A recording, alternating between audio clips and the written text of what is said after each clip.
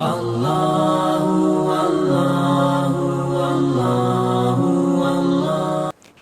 کرام، کویت کی اردو نشریات سے عبداللہ عباسی برکت خان کے ساتھ رمضان کے مہمان۔ جی ہاں سامعین کرام، بڑے دنوں سے ہمارے پاس فرمائش تھی کہ رمضان کے مہمان میں ہمیں صفات آل محمد زبیر کو لانا بہت ضروری ہے۔ ہمیں یہ بھی معلوم کرنا ضروری ہے کہ حدود اربع کہاں سے آئے ہیں، کہاں سے جا رہے ہیں۔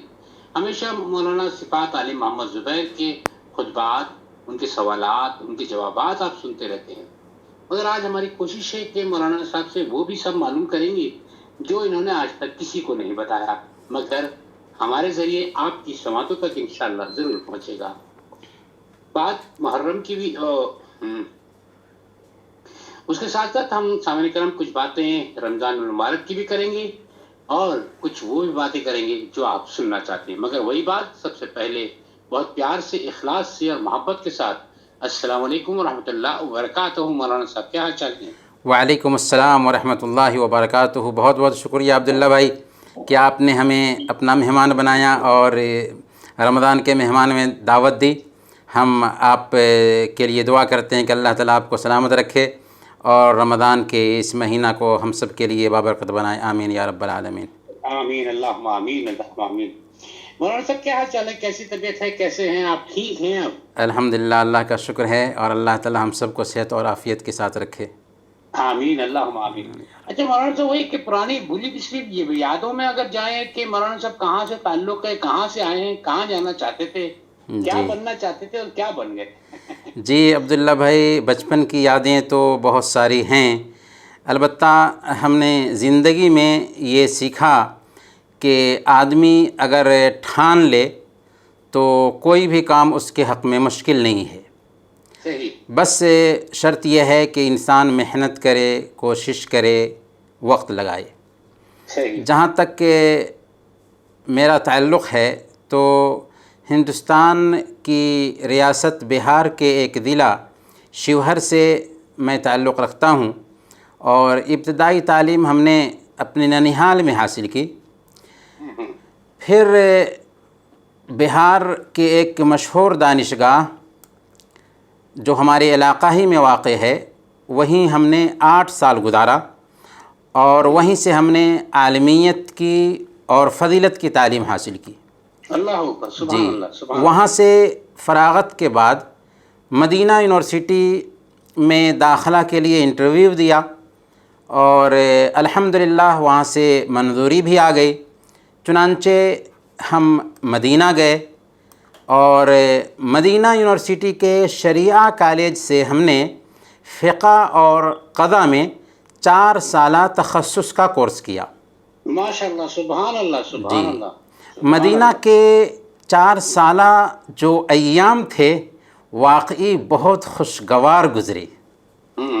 ہر دن مسجد نبوی جانا، وہاں کی لائبریری جو مسجد نبوی کے اندر میں ہے اس سے فائدہ اٹھانا، جی، مشائخ کے دروس جو مسجد نبوی میں ہوتے ہیں ان میں بیٹھنا، اور پھر اس کے ساتھ ساتھ عبادت کا مزہ اور لطف کیا کہنے۔ واہ واہ۔ خاص طور پر عبداللہ بھائی آپ نے بھی محسوس کیا ہوگا کہ رمضان کے دنوں میں افطار کے وقت مسجد نبوی میں ایسا سنہرا منظر ہوتا تھا کہ سبحان اللہ۔ اللہ اکبر، اللہ جی، اکبر۔ چھوٹے چھوٹے چھوٹے بچے وضو خانہ کے پاس لوگوں کے انتظار میں رہتے کہ وضو سے فارغ ہوتا اور پھر وہ اس کے دامن کو، اس کے ہاتھ کو تھام لیتا اور ریکویسٹ کرتے ہوئے جو ہے نا وہ بچہ اپنے دسترخوان پر لے آنے کی کوشش کرتا۔ اللہ اکبر، اللہ اکبر۔ کرونا کی وجہ سے پچھلے سال سے ہی وہ روح پرور اور ایمان پرور منظر دیکھنے کو نہیں مل رہا ہے۔ اللہ کرے کہ جلد سے جلد کرونا کی یہ وبا انسانیت سے ٹل جائے، آمین یا رب۔ آمین، اللہم یا رب العالمین۔ ویسے عبداللہ بھائی مدینہ میں گزرے ہوئے جو لمحات ہیں جب وہ یاد آتے ہیں تو دل چاہتا ہے کہ کاش وہ دن دوبارہ لوٹ آتے۔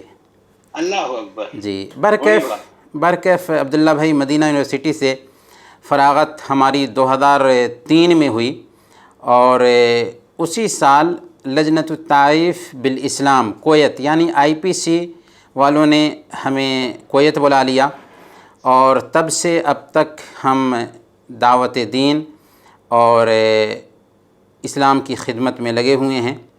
اللہ قبول فرمائے۔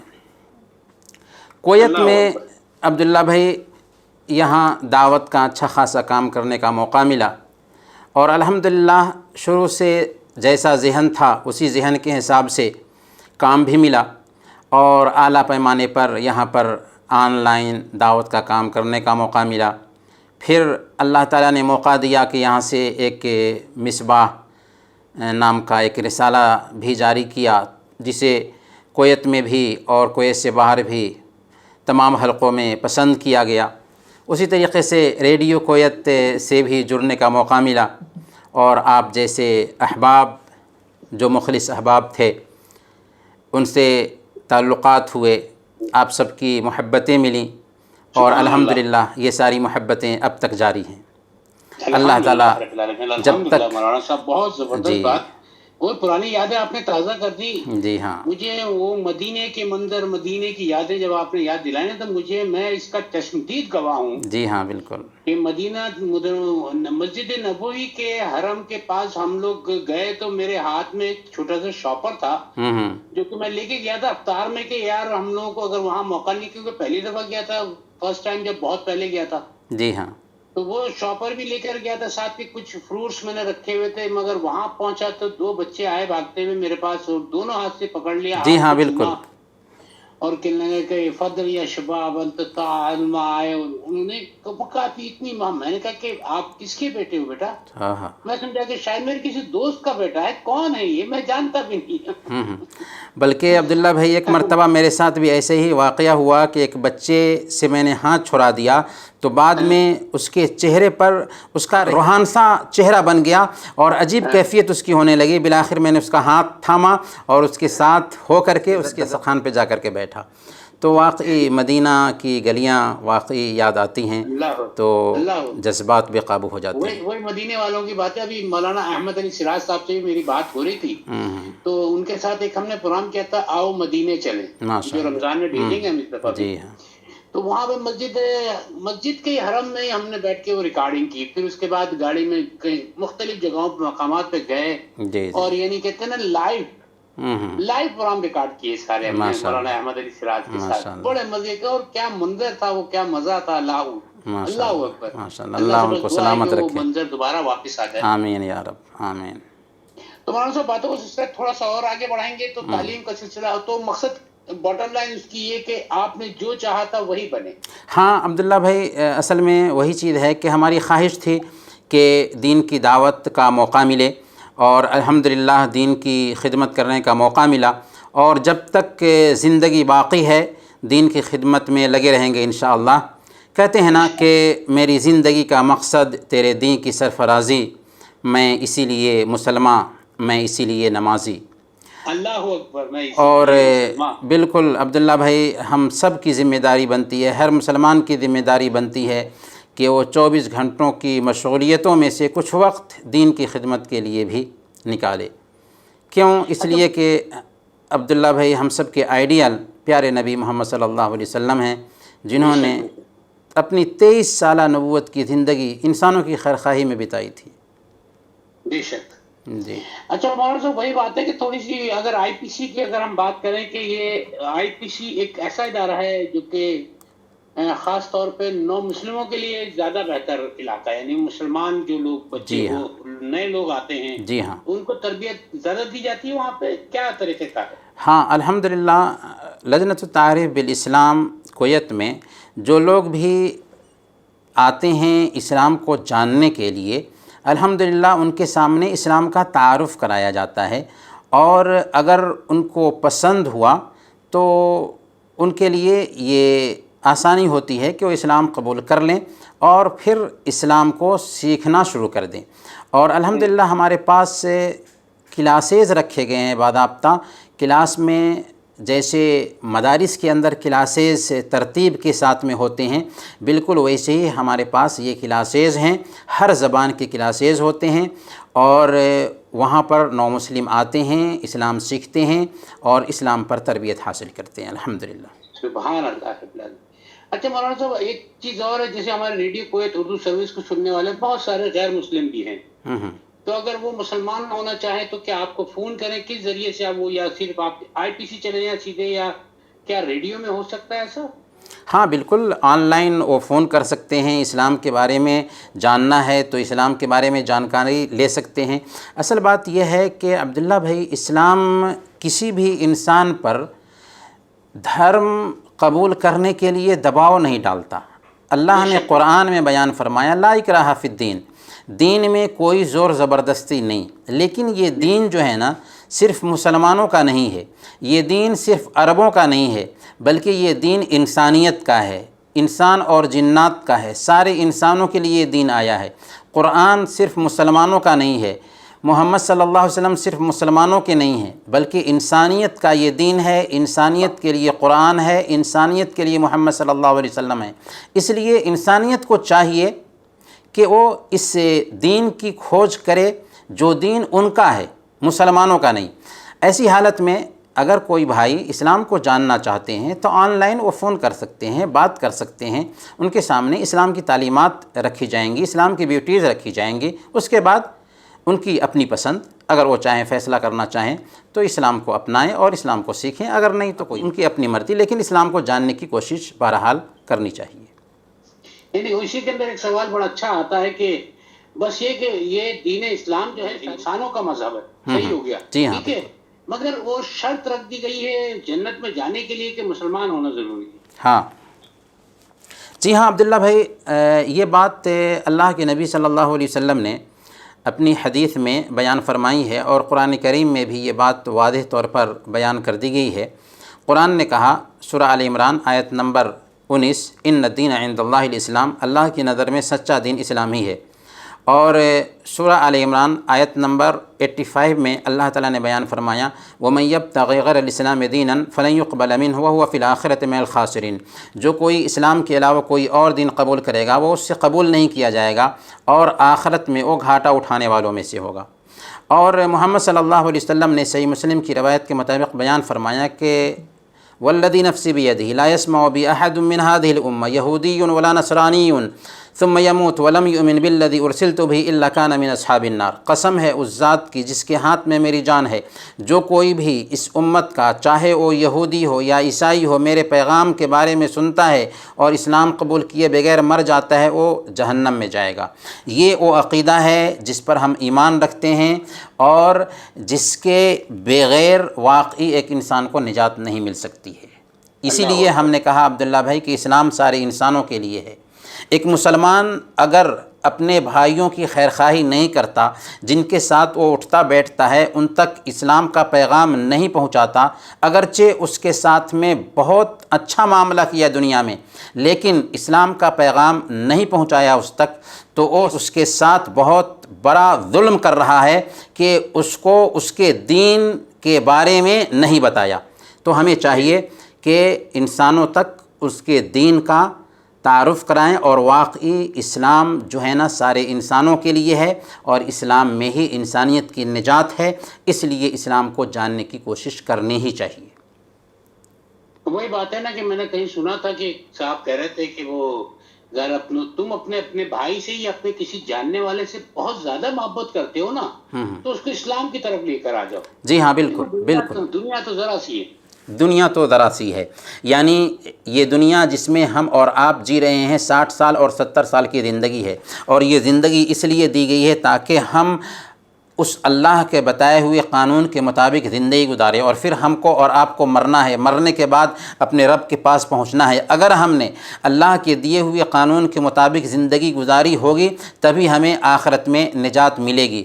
اللہ تعالیٰ نے ہم کو یہ دین دیا اور ہمیں پتہ ہے کہ اس دین میں نجات ہے، تو اب ہماری ذمہ داری بن ہی جاتی ہے کہ ہم ایسے لوگوں تک بھی اس دین کا تعارف کرائیں جن کو اس دین کے بارے میں معلومات نہیں۔ اگر وہ اس دین کو نہیں جان پاتے ہیں اور اسی حالت میں اللہ کے پاس جائیں گے، ہو سکتا ہے وہ ہمارا دامن پکڑیں گے اور کہیں گے کہ اے اللہ، فلاں آدمی میرے ساتھ اٹھتا تھا اور بیٹھتا تھا اور اس نے ہمارے سامنے اسلام کا تعارف نہیں کرایا۔ اس وقت ہم کیا جواب دیں گے اللہ رب العالمین کو؟ اللہ اکبر، اللہ اکبر۔ वही बात है मौलाना साहब, थोड़ा सा बात का सिलसिला और आगे बढ़ाएंगे कि रमजान मुबारक आ गया है और हम लोग की कोशिश है कि रमजान के तमाम रोजे मिल जाएं, तमाम बरकतें मिल गए, 70 गुना ज्यादा बरकतें जब लुटाई जा रही हूँ, तो इससे ज्यादा यानी इनाम हासिल करने का और मौका कहाँ मिलेगा। वो कहते हैं ना कि बहुत बड़ी सेल लगी हुई है, हाँ बिल्कुल, एक के साथ 70 फ्री, जी जी एक के साथ 2 फ्री होता तो हम लोग फ्री में हो जाते, एक के साथ 70 फ्री आ रहा है यहाँ पे। जी अब्दुल्ला भाई, 70 की भी हम तहदीद नहीं कर सकते, क्योंकि वो जो 70 की बात कही जाती है ना, वो रिवायत ज़ईफ़ है। इसीलिए हम ये कहेंगे कि ऐसा सेल है, ऐसा सेल है कि इतना मिलता है कि उसका तस्वुर भी नहीं किया जा सकता।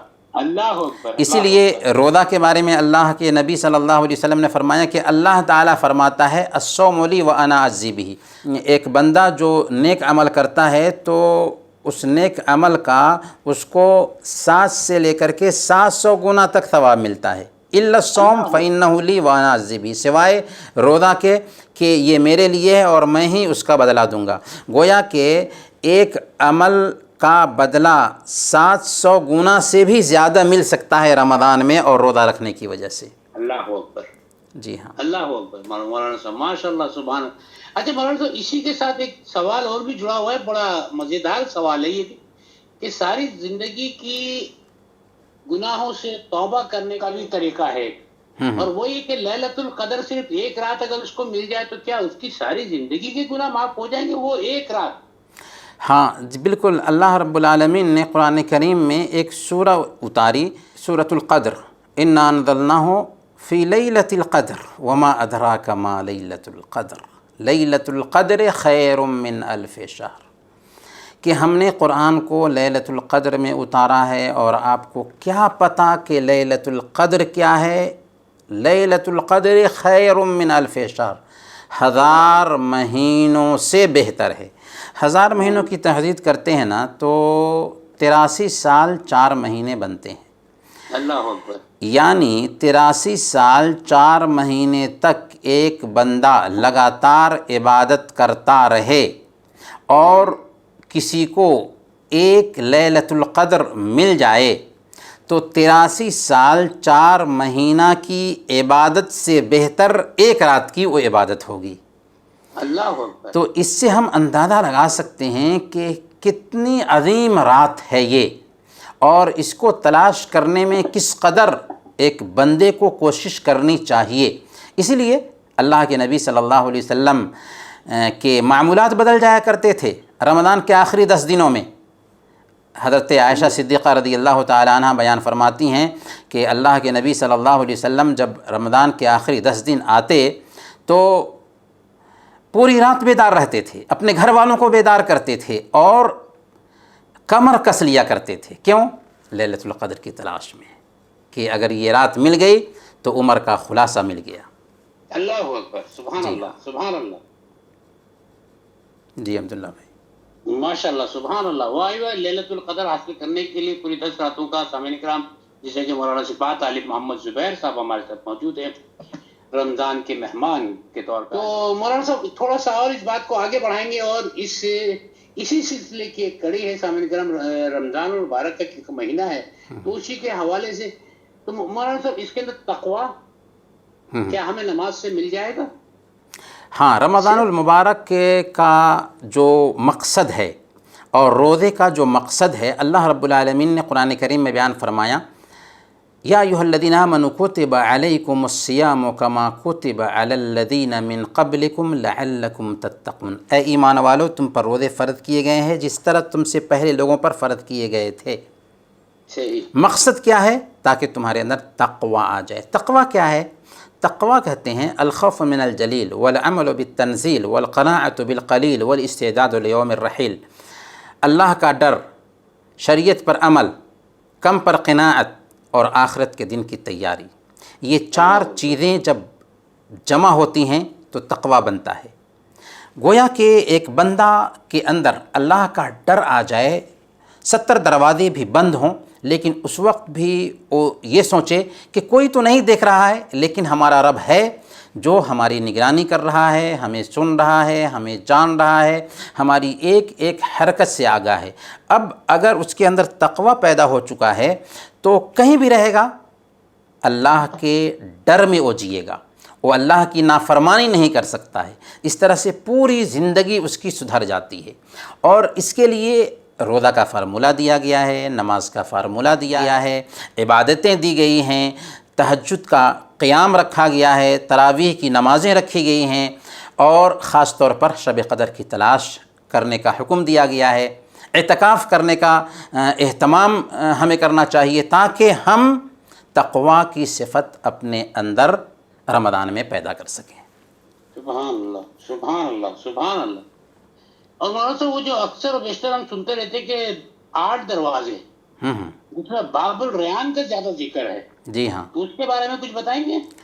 جی، اللہ کے نبی صلی اللہ علیہ وسلم نے صحیح بخاری اور مسلم کی روایت کے مطابق بیان فرمایا کہ جنت میں 8 جو دروازے ہیں جنت کے، اس کے ایک دروازے کا نام الریان ہے، اور لا يدخل الا الصائمون، اس دروازے سے صرف روزے دار ہی داخل ہوں گے، اور جب روزے دار داخل ہو جائیں گے تو اس دروازہ کو بند کر دیا جائے گا۔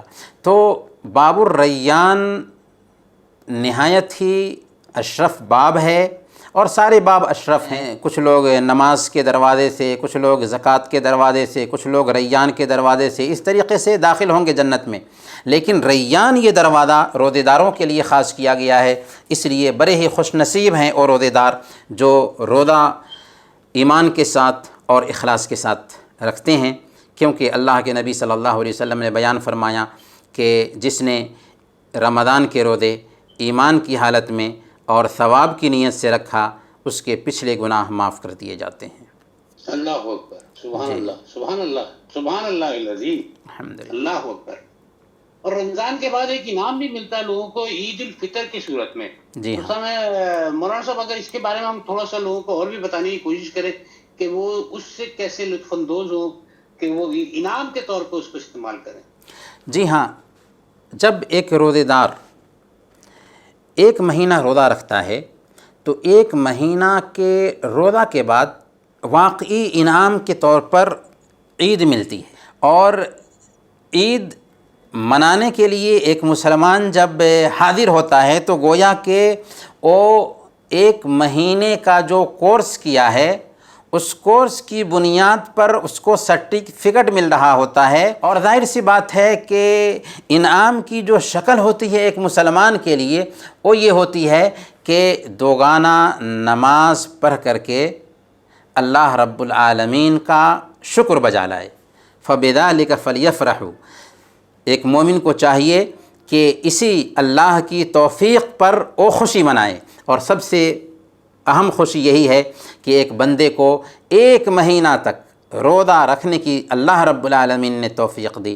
اگر وہ نہ چاہتا تو یہ توفیق نہیں مل سکتی تھی۔ اس توفیق کی بنیاد پر ایک بندہ میدان میں نکلتا ہے اور 2 رکعت نماز پڑھ کے اللہ کا شکر ادا کرتا ہے کہ اے اللہ تو نے ہمیں رمضان میں قیام کی توفیق دی، روزے کی توفیق دی، عبادت کی توفیق دی، لہذا یہ ہم 2 گانا ادا کر کے تیرا شکر بجا لاتے ہیں۔ سبحان اللہ، سبحان اللہ، الحمدللہ رب العالمین۔ جی ہاں، تو مولانا صاحب اگر یہ کہا جائے کہ رمضان کے بعد جب عید آتی ہے، عید الفطر کے دن خاص طور پر سوئیاں کھاتے وقت مولانا صفات عالم محمد زبیر کے ساتھ بیٹھ کے اگر کھائی جائیں تو وہ کیسا سما ہوگا؟ جی ہاں، بالکل خوشی کا دن ہوتا ہے، اور خوشی کے دن میں ایک بندے کے لیے اسلام پورے طور پر اجازت دیتا ہے کہ وہ خوشی منائے۔ اسلام جو ہے نا سوکھا ہوا دن نہیں ہے، بلکہ اسلام انسانی جذبات کی رعایت کرتا ہے۔ اسی لیے عید کا دن تھا، اللہ کے نبی صلی اللہ علیہ وسلم کے گھر میں کچھ بچیاں تھیں جو جنگ میں صحابہ کی بہادری کے گانے گا رہی تھیں۔ اسی بیچ حضرت ابوبکر صدیق رضی اللہ تعالی عنہ آئے تو انہوں نے کہا کہ امزامیر الشیطان فی بیت رسول اللہ صلی اللہ علیہ وسلم، کیا اللہ کے نبی صلی اللہ علیہ وسلم کے گھر میں شیطان کی بانسری ہوگی؟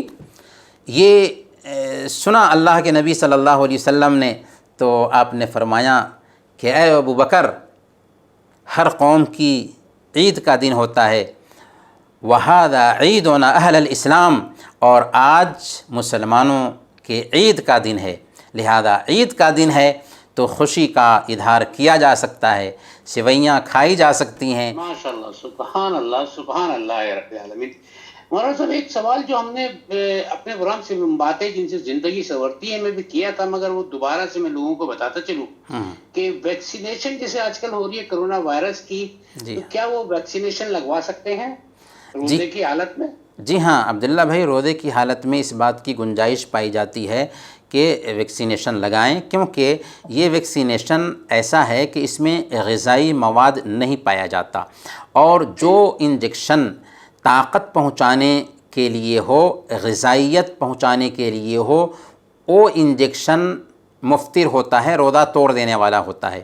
لیکن جس انجیکشن میں غذائیت نہ پائی جائے اس انجیکشن سے روزہ نہیں ٹوٹتا۔ جیسے نارمل انجیکشن، آپ کی طبیعت خراب ہے تو آپ ڈاکٹر کے پاس جاتے ہیں، آپ لے سکتے ہیں روزے کی حالت میں، بالکل وہی شکل اس انجیکشن کی بھی بنتی ہے، ویکسینیشن کی بھی بنتی ہے۔ لہذا روزے کی حالت میں اگر ہمارا ڈیٹ آتا ہے تو ہم بغیر کسی شک و شبہ کے جا کر انجیکشن لے سکتے ہیں انشاءاللہ۔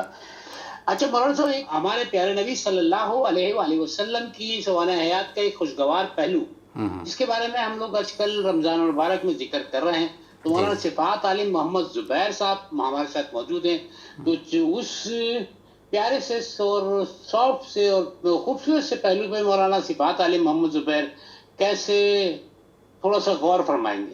جی ہاں عبداللہ بھائی، آج کل آئیڈیل کی بات لوگ بہت کرتے ہیں کہ ہمارا آئیڈیل فلاں ہے، ہمارا آئیڈیل فلاں ہے۔ اگر آپ کسی سے پوچھیں کہ تمہارا آئیڈیل کون ہے، وہ جواب دے گا کہ میرا باپ میرا آئیڈیل ہے، فلاں ہیرو میرا آئیڈیل ہے، فلاں شخص میرا آئیڈیل ہے، فلاں میرا آئیڈیل ہے۔ جبکہ ایک انسان کے لیے، میں مسلمان کی بات نہیں کہتا بلکہ ایک انسان کے لیے اگر کوئی آئیڈیل ہو سکتا ہے تو وہ محمد صلی اللہ علیہ وسلم ہے۔ ان کی زندگی ہر اعتبار سے آئیڈیل ہے۔ اللہ نے قرآن میں کہا لَقَدْ كَانَ لَكُمْ فِي رَسُولِ اللَّهِ أُسْوَةٌ حَسَنَةٌ، تمہارے لیے اللہ کے رسول صلی اللہ علیہ وسلم کی زندگی میں بہترین نمونہ ہے۔ یعنی زندگی کے ہر شعبہ میں اللہ کے نبی صلی اللہ علیہ وسلم کی زندگی ہمارے لیے آئیڈیل ہے۔ اور وہ جو خاص پہلو آپ نے ذکر کیا، اللہ کے نبی صلی اللہ علیہ وسلم کی نرمی، اللہ کے نبی صلی اللہ علیہ وسلم کی بردباری، اللہ کے نبی صلی اللہ علیہ وسلم کی قوت برداشت، یہ تو عجیب پہلو ہے کہ اس سلسلے میں گفتگو شروع کریں تو گھنٹوں گفتگو ہوگی اور بات ختم نہیں ہو سکتی۔ بے شک بے شک۔ جی ہاں، وہ نبی جنہوں نے پتھر مارنے والوں کو دعائیں دیں، ایک دن اور 2 دن نہیں، لگاتار 19 سال تک آپ کو ٹارچر کیا گیا، پریشان کیا گیا، لیکن آپ برداشت کرتے رہے۔ خود اللہ تعالیٰ نے اس کی گواہی دی، فَبِمَا رَحْمَةٍ مِّنَ اللَّهِ لِنْتَ لَهُمْ وَلَوْ كُنْتَ فَظًّا غَلِيظَ الْقَلْبِ لَانفَضُّوا مِنْ حَوْلِكَ، کہ یہ اللہ کی رحمت ہے کہ آپ ان کے لیے نرم مزاج واقع ہوئے۔ اگر آپ تندخو ہوتے، سخت دل ہوتے تو یہ آپ کے پاس سے چھٹ جاتے۔ جی ہاں، اللہ کے نبی صلی اللہ علیہ وسلم کی نرمی کی بہت ساری مثالیں ہیں۔ صحیح بخاری اور صحیح مسلم کی ایک حدیث ہے، حضرت انس رضی اللہ تعالیٰ عنہ بیان فرماتے ہیں کہ میں نبی اکرم صلی اللہ علیہ وسلم کے ساتھ چل رہا تھا، آپ کے جسم پر موٹے کنارے کی دھاری دار چادر تھی۔ ایک دیہاتی آپ کو ملا، اس نے چادر کو پکڑ کر نہایت زور سے کھینچا، یہاں تک کہ میں نے دیکھا کہ اس کی سختی سے چادر کے کنارے کا آپ کے گردن مبارک پر نشان پڑ گیا تھا۔ پھر اس نے کہا کہ اے محمد صلی اللہ علیہ وسلم، اللہ کے مال میں سے جو تمہارے پاس ہے، یہی انداز تھا اس کا کہ اللہ کے مال میں سے جو تمہارے پاس ہے کچھ دینے کا حکم دو۔ اللہ کے نبی صلی اللہ علیہ وسلم اس کی طرف متوجہ ہوتے ہیں اور مسکرا دیتے ہیں، پھر کہتے ہیں کہ اسے تحفہ اور عطیہ میں سے دیا جائے۔ ذرا غور کیجئے کہ آج ایک معمولی انسان کے ساتھ بھی کوئی اس انداز میں معاملہ کرے تو وہ آسمان سر پر اٹھا لے گا، لیکن ہمارے نبی رحمت للعالمین تھے۔ طائف کے واقعے کو یاد کیجئے عبداللہ بھائی، کہ جب آپ مکہ والوں سے مایوس ہو کر طائف گئے کہ وہاں کے لوگ اسلام قبول کر لیں گے، اس دین کو اپنا لیں گے تو کچھ سہارا ملے گا، لیکن وہاں کے اوباشوں نے آپ پر پتھر برسایا، لہولہان کر دیا۔ فرشتوں نے آ کر اجازت چاہی کہ اگر آپ حکم دیں تو ان کو 2 پہاڑوں کے بیچ پیس دیا جائے، لیکن قربان جائیے رحمت للعالمین پر کہ آپ کہتے ہیں کہ نہیں، ان کو ہلاک نہ کیا جائے، بلکہ ہمیں امید ہے کہ اللہ تعالیٰ ان کی نسل سے ایسے لوگوں کو پیدا کرے گا جو ایک اللہ کی عبادت کرنے والے ہوں گے اور اللہ کے ساتھ کسی کو شریک نہیں ٹھہرائیں گے۔ اور ہوا بھی ایسا ہی۔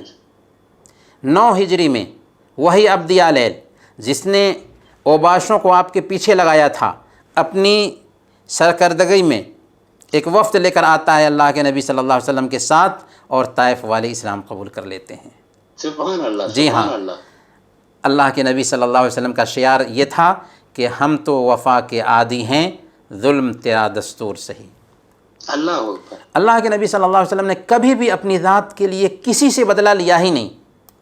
جنگ احد میں دشمنوں نے آپ کے دانت توڑے، سر پھوڑا، آپ ایک غار میں گر گئے تھے۔ صحابہ نے عرض کیا کہ یا رسول اللہ آپ ان پر بد دعا کیجئے، لیکن اللہ کے نبی صلی اللہ علیہ وسلم کہتے ہیں انی لم ابعث لعانا وانما بعثت رحمتا، میں لعنت بھیجنے کے لیے نہیں بھیجا گیا، مجھے رحمت بنا کر بھیجا گیا ہے۔ اس کے بعد اللہ کے نبی صلی اللہ علیہ وسلم نے اس کے بعد دعا کی، اللہم اہد قومی فانہم لا یعلمون، اے اللہ میری قوم کو ہدایت دے، یہ جانتی نہیں ہے۔ عبداللہ بھائی، ایک واقعہ مجھے یاد آ رہا ہے، ایک واقعہ یہ ایک یہودی عالم کا واقعہ ہے۔ یہودی عالم سے اللہ کے نبی صلی اللہ علیہ وسلم نے قرض لیا تھا، ابھی ادائیگی کی تاریخ بھی نہیں آئی تھی کہ اس نے آ کر تنگ کرنا شروع کر دیا۔ اتنا تنگ کیا کہ ظہر سے فجر ہو گئی۔ صحابہ نے اسے دھمکیاں دیں کہ بھئی ابھی وقت بھی نہیں آیا ہے اور تم تنگ کر رہے ہو اللہ کے نبی صلی اللہ علیہ وسلم کو، لیکن آپ نے فرمایا کہ اللہ تعالیٰ نے مجھے غیر مسلم پر ظلم و زیادتی کرنے کے لیے نہیں بھیجا ہے۔ اتنا سننے کے بعد اس نے دن چڑھتے چڑھتے اسلام قبول کر لیا اور کہا کہ میرا آدھا مال اللہ کے راستے میں صدقہ ہے۔ سبحان اللہ، سبحان اللہ۔ اور وہ کہا کہ آپ کو تنگ کرنے کا میرا مقصد یہ تھا کہ تورات میں آپ کی خوبیوں اور صفات کا ذکر ہے، میں تجزیہ کرنا چاہتا تھا کہ واقعی آپ وہی نبی ہیں یا کوئی اور ہیں۔ تو اللہ کے نبی صلی اللہ علیہ وسلم کی رحمت کے بارے میں کیا کہنا کہ آپ تو بچوں کے ساتھ بھی نہایت ہی نرمی کا معاملہ کرتے تھے، چھوٹے بچوں کو گود میں رکھتے، ان کو بوسہ لیتے اور کبھی کبھی ننھے بچوں سے دل لگی بھی کیا کرتے تھے۔ حضرت حسن اور حسین جو اللہ کے نبی صلی اللہ علیہ وسلم کے 2 نواسے تھے، ماشاءاللہ، سبحان اللہ۔ جی، حضرت علی رضی اللہ تعالیٰ عنہ کے دونوں بیٹے، ایک مرتبہ دونوں کو اللہ کے نبی صلی اللہ علیہ وسلم نے چوما۔ اس وقت اقرا بن حابس موجود تھے۔ انہوں نے کہا کہ میرے پاس 10 بیٹے ہیں، میں کبھی بھی کسی کو نہیں چومتا، اور آپ اپنے نواسوں کو چوم رہے ہیں۔ آپ نے فرمایا من لا یرحم لا یرحم، جو رحم نہیں کرتا اس پر رحم نہیں کیا جاتا۔ کہ اللہ کے نبی صلی اللہ علیہ وسلم ایک دن خطبہ دے رہے تھے، منبر پر خطبہ دے رہے ہیں، اسی بیچ حسن اور حسین نمودار ہوتے ہیں، یعنی مسجد میں آتے ہیں۔ انہوں نے سرخ رنگ کی قمیصیں پہنی ہوئی تھیں، سرخ رنگ کی قمیصیں پہنی ہوئی تھیں، اور بار بار ان میں وہ پھسل رہے تھے۔ چنانچہ اللہ کے نبی صلی اللہ علیہ وسلم خطبہ چھوڑ کر کے منبر سے اترتے ہیں، اپنا خطبہ روک دیتے ہیں، ان کے پاس آتے ہیں، ان کو اٹھاتے ہیں، اپنی گود میں بیٹھاتے ہیں، پھر آپ انہیں اٹھائے ہوئے منبر پر چڑھتے ہیں۔ اس کے بعد فرماتے ہیں کہ اللہ تعالیٰ نے سچ فرمایا، انما اموالکم و اولادکم فتنہ، بے شک تمہارے مال اور تمہاری اولاد آزمائش ہیں، میں نے انہیں دیکھا تو مجھ سے رہا نہ گیا۔ چنانچہ آپ نے اس کے بعد اپنا خطبہ مکمل کیا۔ تو یہ تھا اللہ کے نبی صلی اللہ علیہ وسلم کا اسوہ، اور بچوں کے ساتھ بھی اللہ کے نبی صلی اللہ علیہ وسلم کی رحمدلی۔ ماشاءاللہ، سبحان اللہ، سبحان اللہ مولانا صاحب، بہت بہت شکریہ مولانا صاحب۔ اور وہی کہ وہ ہمارا وقت ہوتا تو شاید ہم بہت ساری باتیں آج پھر کرتے، بس مولانا صاحب وہی کہ وقت ہمارے ہاتھ سے نکل گیا۔ آخر میں چلتے چلتے یہ دعائی کلمات، اور خاص طور پہ اس بات کی ضرور سے دعا کرنی چاہیے ہمیں کہ اللہ تعالیٰ ہمارا اس کرونا وائرس سے ہمیں نجات دلائے، جو سب سے زیادہ ضروری ہے۔ اور خاص طور پہ ان رمضانوں میں جو لوگ ہمارے ساتھ پچھلے رمضان میں تھے، آج ہمارے ساتھ اس رمضان میں نہیں ہیں، ان کی مغفرت کے لیے خاص طور پہ مولانا صاحب بہت دعائیں کی ضرورت ہے. بہت سارے لوگوں نے مجھ سے کہا تھا تو مجموعی طور پر سب کے لیے دعا کر لی جائے. اللہ رب العالمین سے ہم دعا کرتے ہیں کہ الہ العالمین تو ہم سب کی نیکیاں قبول فرما لے. آمین. الہ العالمین تو نے ہمیں جن نیکیوں کی توفیق عطا فرمائی ہے ان نیکیوں کو شرف قبولیت عطا فرما. الہ العالمین اس رمضان میں جو بھائی یا جو بہن بیمار ہیں اگرچہ ان کی بیماری مایوس کن کیوں نہ ہو، الہ العالمین جو بھائی یا بہن کرونا وائرس کے شکار ہیں، الہ العالمین تو اپنے غیب سے انہیں شفائے عاجلہ کاملہ نصیب فرما. الہ العالمین جو بھائی یا بہن کسی بھی طریقے سے پریشان ہیں، الہ العالمین ان کی پریشانی دور فرما دے. الہ العالمین جو بھائی بے روزگار ہیں انہیں حلال روزی عطا فرما. الہ العالمین جو بھائی یا بہن پچھلے رمضان میں ہمارے ساتھ تھے، انہوں نے روزے رکھے تھے، نمازیں پڑھی تھی، آج وہ چہرے دکھائی نہیں دے رہے ہیں، الہ العالمین ان کے گناہوں کو معاف فرما دے. آمین. انہیں غریق رحمت فرما، ان کی بال بال مغفرت فرما اور انہیں جنت الفردوس میں جگہ نصیب فرما. الہ العالمین ہم سب کو زندہ رکھنا تو ایمان پر زندہ رکھنا اور وفات دینا تو ایمان پر وفات دینا. وصلی اللہم علی نبینا محمد وعلی آلہ وصحبہ اجمعین. آمین یا رب العالمین. مولانا صاحب بہت بہت شکریہ. مولانا صفات علی محمد زبیر ہمارے سے. مولانا صاحب آپ کا بہت بہت شکریہ. تھینک یو مولانا صاحب.